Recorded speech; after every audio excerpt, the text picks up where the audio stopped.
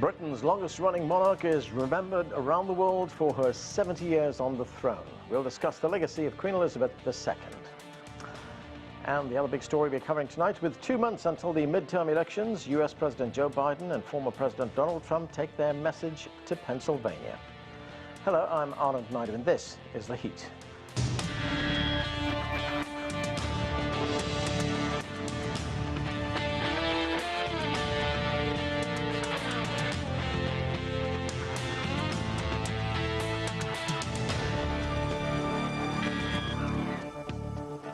We'll have much more on the US midterm elections in just a moment, but we begin with the death of Britain's Queen Elizabeth II. Thousands have gathered outside Buckingham Palace to pay tribute to the 96-year-old monarch who ruled over the United Kingdom and 14 Commonwealth countries for 7 decades. The royal family announced the Queen died peacefully at Balmoral Castle in Scotland. The Queen's oldest son, Charles, now becomes King Charles III. During her reign, the Queen met with 13 United States presidents, from Harry Truman to the current president, Joe Biden. For more on the Queen's legacy and US politics, let's bring in our panel. Joining us from Monterey, California, is Spencer Critchley. He's a 2-time Obama campaign advisor and author of Patriots of Two Nations. Then our Washington, D.C. panel includes Rena Shah. She's a political analyst and current affairs commentator. Adolfo Franco is an attorney and Republican strategist, and Eleanor Clift is a political columnist for The Daily Beast. Welcome to all of you. Eleanor Clift, President Biden issued a statement on the death of Queen Elizabeth II saying that she was more than a monarch. He said she defined an era. It was quite an era, actually, 7 decades, 70 years. He also said she deepened the, quote, bedrock alliance between the United Kingdom and the United States. How was she seen here over those 70 years? Well, I think she embodies the special relationship which the United States and the United Kingdom have long enjoyed, and she's navigated a variety of U.S. presidents, from Harry Truman and Ronald Reagan to Donald Trump and Joe Biden. And I think she basically swore in the 15th Prime Minister of England when she met with Elizabeth Truss earlier this week, who becomes now one of the last people to see her in an official capacity. So the range of people and the range of crises that she has dealt with, not only in the country, but in her own family, negotiating all of the internal divisions. And when needed, she rose to the occasion. I mean, she was a rather distant queen for much of her reign. And when Princess Diana was killed in an automobile crash, the country longed for her to show more emotion, and she did. And she started what I think they now call the walkabouts, that when she visits an occasion or participates in an event, she will walk around and meet with the common people, which is not something that previous royalty did. So she has, entered the age of social media. She's traveled a long way in her own life and in the life of the country, and in this country as well. I mean, she wins hearts and minds when she comes over here. It's been a while, but I certainly remember when President Reagan hosted her and she went horseback riding with him, which was kind of an amazing sight. So she's a figure who was royalty, but she was still able to relate to the common people. And the outpouring that you see in the United Kingdom now, it's midnight there, and people are still showing up at her residence and wherever they can to leave flowers and show how much they care about her. So it's a second Elizabethan age, and 70 years. Mm-hmm. It's quite a remarkable piece of history. Spencer Critchley, the monarch in Britain is theoretically, supposedly above politics, but do you think that is really the case? I mean, she was many things, but she was also the embodiment of the British class system, wasn't she? She represented the upper classes of Britain, the wealthy people in Britain. You yourself, you grew up in Bermuda, which was a British colony. How do you think they'd be looking at her death today? You know, I grew up for part of my childhood in Bermuda, and my family goes back generations there, and I was born in Canada, so a Commonwealth country, and Bermuda is still a British colony. And of course, you know, there's a complex legacy there of the British Empire, imperialism, the class system in Great Britain. But I think that at the same time, Queen Elizabeth presided over the transition of Britain from the empire following World War II. One of the watershed moments, really, something that Winston Churchill resisted, of course. And I think that although she did not have political power as the symbolic head of the nation, I think she did do a good job of making that transition from the days of the empire to emphasizing the constitutional side of Britain's constitutional monarchy. And however one feels about monarchy as an institution, I think that Queen Elizabeth herself, at the very least, embodied a tradition of duty that we could all stand to be reminded of, and that she did serve as a reminder of to people, you know, from left to right on the political spectrum, monarchists and royalists, over to people who thought those institutions should be abolished. As somebody whose own leanings are both big D and small d democratic, monarchy isn't the first thing that occurs to me as a form of government to advocate for. But I think as examples of monarchs go, Queen Elizabeth set a fine example. And I would say that many of the people around the world who find themselves drawn to authoritarianism now, which has much more in common with, you know, absolute monarchs like Louis XIV, for example, than somebody like Queen Elizabeth, I think for them too, she should serve as a humbling reminder. Okay, Adolfo Franco, let's move on to United States politics. Lots happening in the run-up to the midterm elections. One of former President Trump's key allies and aides, Steve Bannon, has been indicted. President Trump himself, of course, is under multiple investigations. What do you make of all this, all these investigations taking place? It's growing in intensity. Where do you think it's going? Well, first, let me say it's an honor again to be on with a legendary Eleanor Clift on this program. It's just really a great honor. But Eleanor, be forewarned, I'm the Bob Novak of this program. Okay, I got it. Anyway, I'm right home. But let me say is what's new regarding your question, which was a good question. Donald Trump has been, from my perspective, of course, the target of witch hunts and so-called investigations for the last 6 years. And every one of these was going to be the decisive moment of either his presidency, his political future, all of it, whether it was taxes, the Mueller, the collusion, the impeachments. And Donald Trump still remains a formidable force in the Republican Party, the force in the Republican Party. So, of course, these assumptions of investigations being that there's guilt, the perspective of those of us that believe there was a hoax, the Russia collusion deal, and no one talked about the Mueller report very much anymore. We think this, as the impeachments, only serve to really solidify the Trump base in the Republican Party and energize Republican voters in terms of fairness. So, of course, every one of these episodes needs to play out. I understand that. But this is, back to your point, is I don't see this as anything being news. And ultimately, Donald Trump is not on the ballot in November. It's the Biden agenda that's on the ballot. He may have solidified the base, Adolfo, but is he facing some kind of legal peril? Well, anyone who's under investigation is facing legal peril. But again, how many times have we had these types of discussions over the last few years about legal peril of some sort regarding Donald Trump?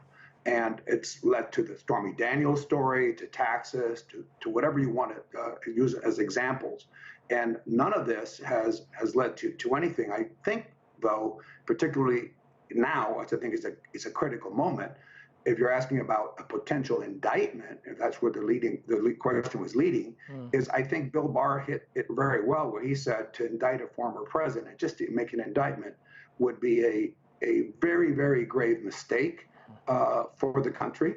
And I know the other guests are going to say, well, if there's a law and the rest of it is, Hillary Clinton violated all kinds of laws, according to Mr. Comey. And he said they were clear violations. There was never any indictment, if you go back to his statement in 2016, where he said there was very similar situations of having inappropriate documents in our possession, and it was past the bread, and nobody did anything about it. Irina Shah, the former president that we've been talking about, Donald Trump, he has not yet announced formally whether he'll be running for the presidential election in 2024, but he already seems to be in campaign mode. Here he is in Pennsylvania over the weekend talking about that FBI raid on his home in Florida. Let's listen. The Mar-a-Lago raid was a desperate effort to distract from Joe Biden's record of misery and failure. Americans are sick of the lies, sick of the hoaxes and scams, and above all, sick of the hypocrisy. But our opponents have badly miscalculated. This egregious abuse of the law is going to produce a backlash, the likes of which nobody has ever seen before. So, Rena, are we going to see a backlash? The former president is a morally depraved, desperate person who wants so badly to convince the American public that everything that he is under the microscope for right now legally is completely unfounded. The reality is the Department of Justice has slow-walked everything that has taken us to this point.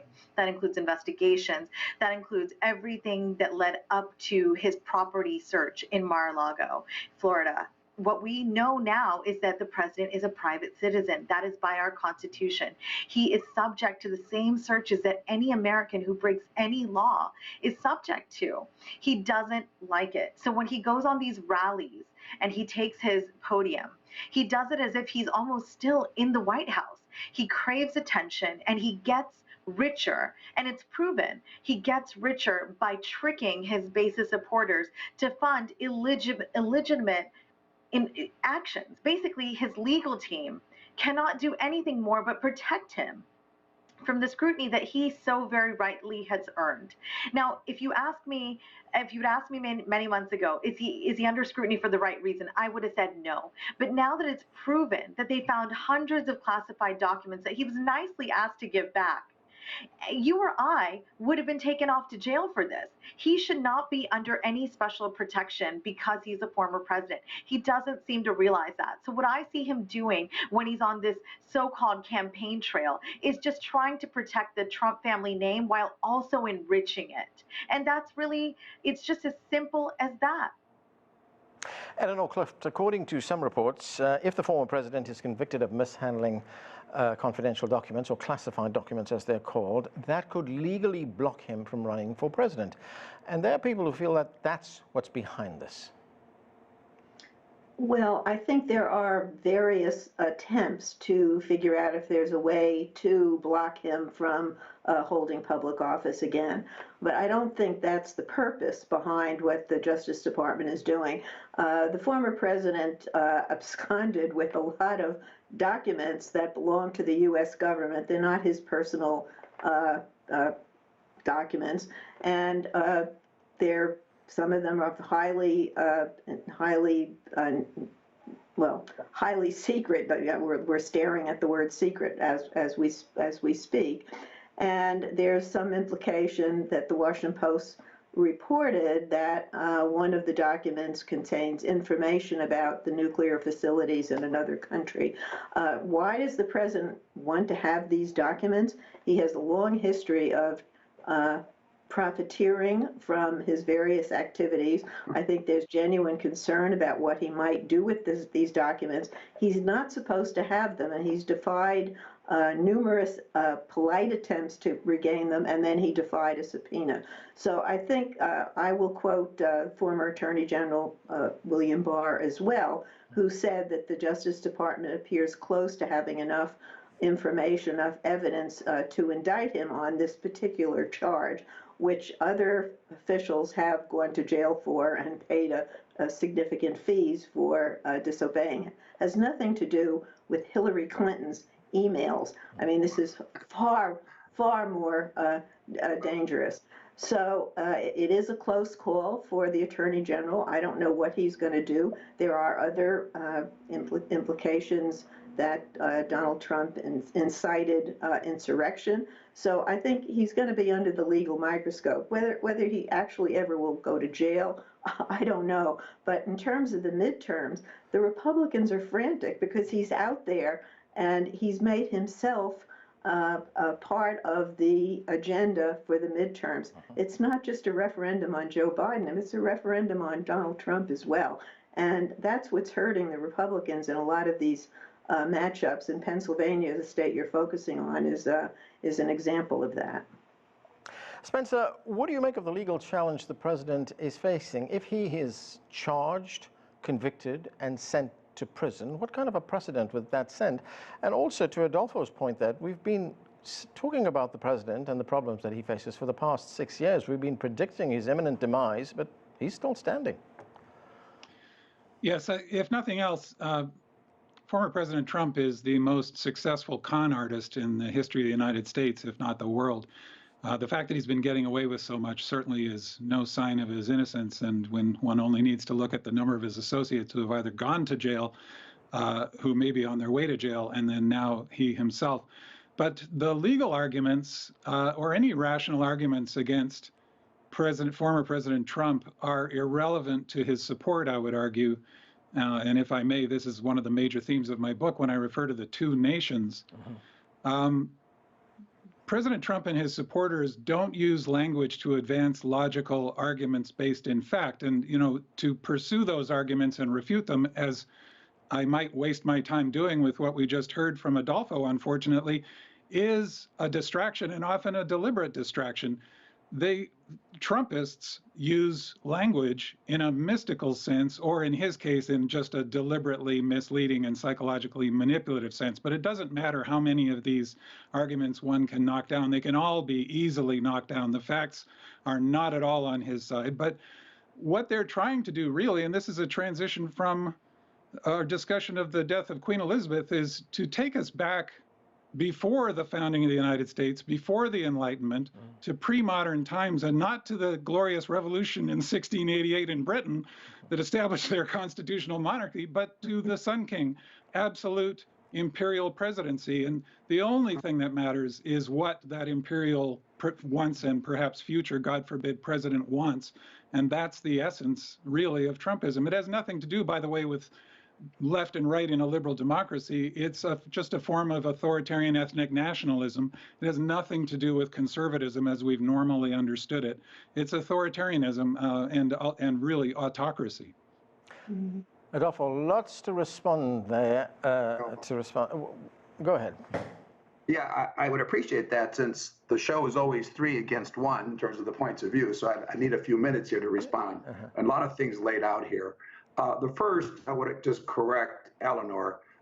This is not about Hillary Clinton's emails. Hillary Clinton had documents, literally documents, and I look at the tape that the Comey press conference, that were government documents that were inappropriate, that were subject and illegal, subject to prosecution. You wrote a book, Spencer, about two nations. There are two-tier system of justice in America, one for Democrats and the left, and the deep state. I've been in Washington 40 years, and the government workers are not neutral. They're all on the left, including the Justice Department, State, and AID, where I worked. That's like clear. So there's like the FBI with Hillary Clinton, for example. Well, but Hillary Clinton, if I may here, Hillary Clinton, there was no basis for prosecution. You just cited the FBI versus Hillary Clinton, and now, of course, the FBI is working for the Democrats. You can't have it both ways. The point is this that was making is there's a two-tier standard here. Comey said, yes, these were illegal things, but considering who she was and the circumstances in the election, no prosecutor told him, and his mind would bring action. It's the same thing here. Every president has taken documents. We've been going back and forth on documents. This has never happened before in history. Nothing remotely like it has happened in history. If this program is going to be 4 voices against 1, including the other, I think it's inherently unfair. There's no point debating things that are factually untrue. It's a waste of everybody's time. Spencer, one moment. Let Adolfo continue. Adolfo, go ahead. It's just Adolfo, I ask you to stop saying things that are just demonstrably not true. Okay, we'll give you a chance to refute that. But yours is demonstrably not true. You said there are facts. What facts? And all of you have come to a conclusion that this man is guilty. The so-called process you believe in, you haven't even seen it to fruition. But to the earlier point is, yes, Hillary Clinton had documents in her possession. There was no search. There was no prosecution. Yes, former presidents have taken documents. Yes, the Clintons took $28,000 worth of furniture from the White House. So when you're part of the establishment system, in the 2-tier system of justice in America, and that's what the American people see here, of course, you're going to have an enormous support for President Trump. The reality is, Eleanor, I disagree. The Democrat Party is fearful that Donald Trump will be elected in 24 and have done everything through impeachments and this latest charade that's going on, with arguably a warrant, by the way, that is overextensive, a violation of the 4th Amendment of the Constitution. And we'll see what the master comes up in terms of documents that were attorney-client privilege and a series of other documents that are inappropriately held. Lastly, Mar-a-Lago is under Secret Service protection. It's a situation. It's a very secure facility. Like former presidents, not every document should be there. They can be returned. It was fully cooperating. This is, again, another witch hunt, which we've seen in the past. Okay, Rena Shaw, I mean, we can hear the arguments raging here, but there's something else happening. It's stirring up Trump's base, his supporters. They are standing by him. What you just heard was an argument rooted in something called not logic.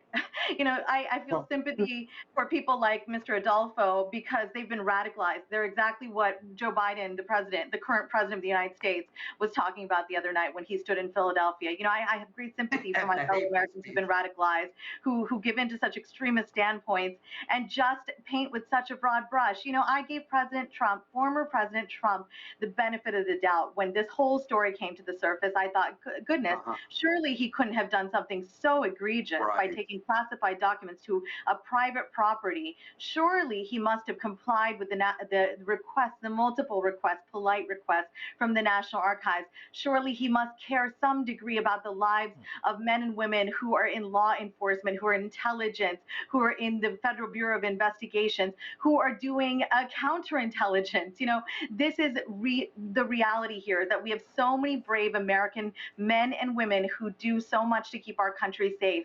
And this law and order president, supposedly the 45th president of the United States, put their lives on the line by taking classified documents to Mar-a-Lago and not returning them to the U.S. government. Every president has done so. People. So the every president has done so. Every no, they have not, sir. There's no empirical data proving such. So can I finish my statement? It's because clear that you've never showing is that you are unhinged and that you. What's showing right now is that you are unhinged in your ability to make a compelling and compelling argument that's rooted in logic for why this president broke the law.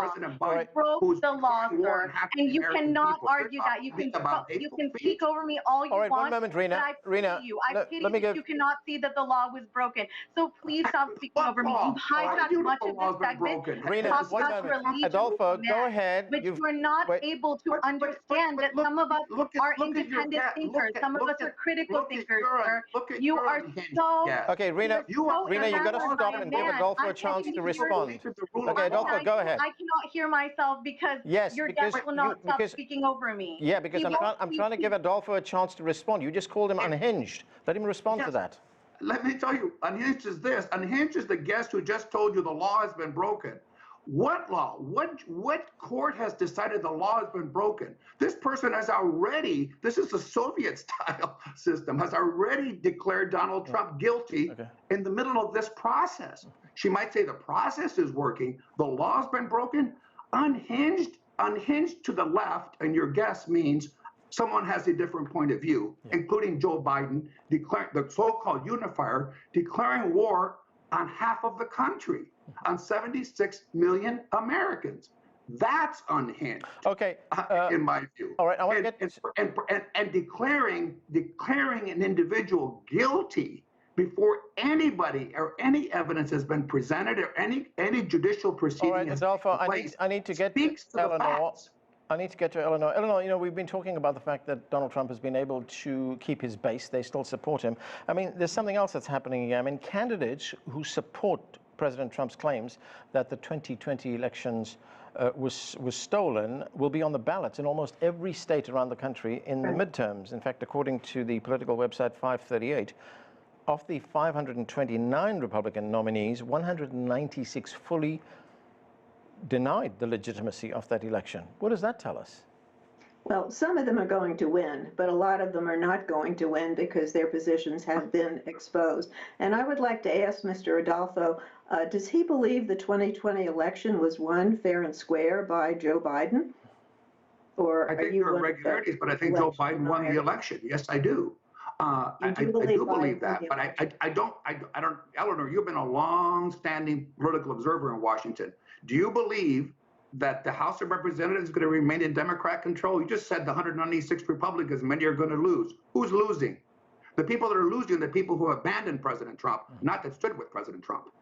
Okay. I'm talking about some of the people who are running statewide, who want to hold state electoral offices where they would be in a position to change the outcome of the 2024 election if they are put in position. And there are people running openly on that, which you know, a peaceful transfer of power is a hallmark of a democracy. And the kinds of people who are running under the Trump banner are basically saying their guy wins, their party wins, if you call it it's not the Republican Party anymore. Their cult wins no matter what, and they will do anything to retain power. I think that's a very dangerous position to be in this country. And you know, whether Trump is finally indicted for something eventually is kind of irrelevant to that. I mean, he does have a hold on a portion of people in this country who believe everything that he says, and all of this notion that he's the aggrieved party, when he has taken advantage of every you know, loophole in this country and destroyed so many of the small d democratic norms that we cherish in this country. He makes people in the electoral system. Okay, I'm sorry. I'm going to have to leave it there. We have run out of time. Thanks to all of you for being with us. We could go on with this, but time has caught up with us. Thanks to all of you for being with us. That's all the time we have for. I'm Anand Naidu in Washington, D.C., and thank you for watching.